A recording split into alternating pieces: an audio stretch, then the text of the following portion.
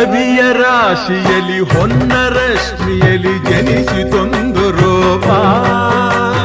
ಬೆಳಕಿನ ಚೆಲುವೆ ಸುಳಿದಳು, ಬಳುಕುತ ಇಳೆಗೆ ಇಳಿದಳು. ಉಷಯ ರಂಗಿನಲ್ಲಿ ತೃಷಯ ನೋಟದಲ್ಲಿ ಕವಿಯ ಬಳಿಗೆ ಬಂದು ಪ್ರೇಮದ ನಯನ ತೆರೆದಳು. ಕಾವ್ಯದ ಒಳಗೆ ಕುಳಿತಳು. ಕಲಕಲಗೊಂಡವು ತ್ರಿಪದಿ ಪದಗಳು, ಪರವಶಗೊಂಡವು ಸಕಲ ರಸಗಳು.